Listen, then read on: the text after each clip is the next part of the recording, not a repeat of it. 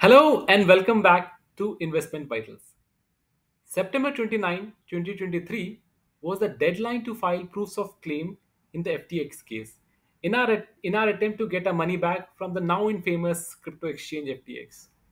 Unfortunately, many have not been able to file their proofs of claim on time. In this video, we look at the prospects of such people. But before we proceed, please subscribe to the channel so that you do not miss out on any future important actions that you might have to take in this particular case. Also hit the notification bell to get the update at the earliest. If you find this video useful, please hit the like button. If you have any queries, inputs, suggestions, please do drop in a comment and I'll try my best to get back in the earliest possible time. Before we proceed, I'm neither a legal nor a financial advisor, so nothing contained in my channel is either a legal or a financial advice. With that out of the way, now let's move in to the video.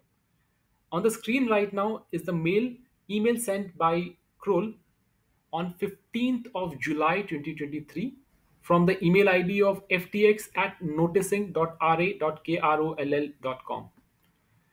This email contains important information in form of docket number 1870 that is very relevant for this particular case. So let's dive into this docket and look at the critical aspects covered in this one.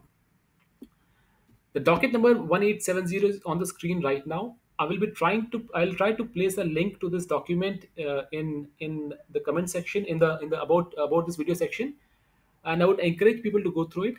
Otherwise, too, you can find this document on the mail that you might have received on July 2023.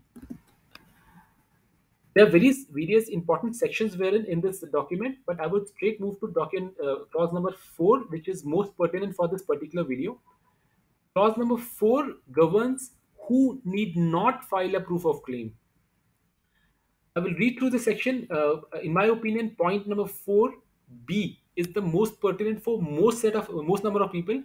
Most ordinary investors in FTX or most ordinary users of FTX would be like you and me, on whom clause number 4B would be most pertinent. So I'll be focusing on those clauses. However, I'd encourage you to go through the entire document in details.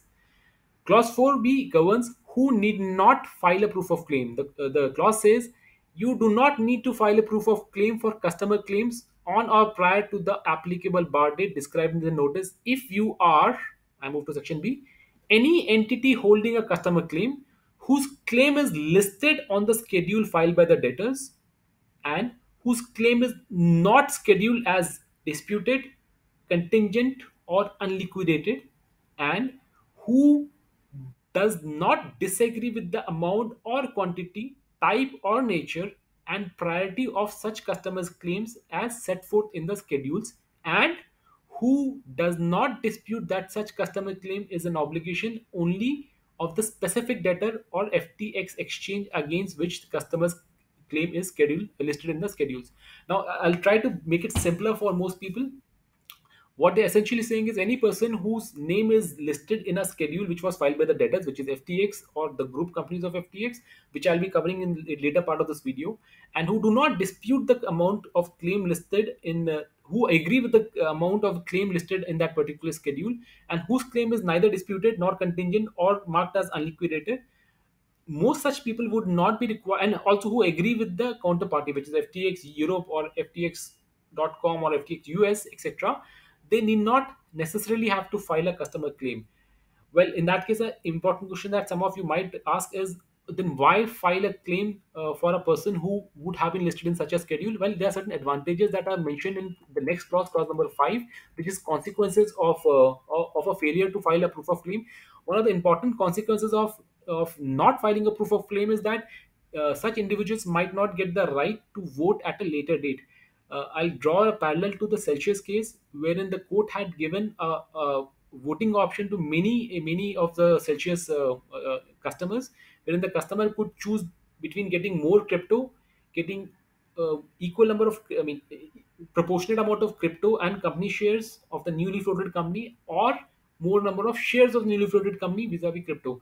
So a person who has not filed a proof of claim might not be eligible for voting, and also there could be certain other rights that might not necessarily be available. However, this as long as your name is appearing in the schedule that I'm going to discuss in some time, you can be reasonably assured of getting at least some or large part of your money back. Specifically, if you are a retail customer, courts would typically tend to take a more liberal view towards retail customers by the nature of their obligation thereof.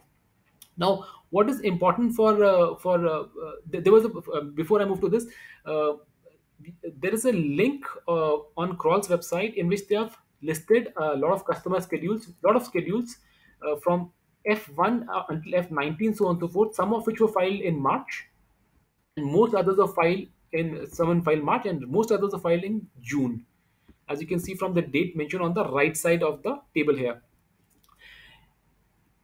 you might have to check if you have not filed your proof of claim. You might have to check most of these schedules, in fact all of the schedules, to trace your claim being listed or not being listed. Now, how to verify if your claim is listed is you have to open one of these schedules. I had seen that most of the people appearing who have commented on my videos earlier were either listed in schedule F19 or F20. So I would recommend that you start with F19 or F20. But if you do not file your name here, then you have to look for the other schedules as well. Let's start with F19 for this purpose of this video. When I open this file, of course, I'll be leaving a link to this website. You can also note this down. This is media.ra.crawl.com, but I'll also be leaving a link to this on in the description of this video. Once you click, which I've clicked on F19, this is the document that opens up. Now I have tried this for a couple of random customers. Let's look at any random customer which might be appearing here. Let's copy this and search for this one. As you can see, because these files are so heavy, it will take a couple of minutes, if not more, a couple of seconds, if not minutes, for this list to for this explorer to try and find your name. We'll have to wait for it.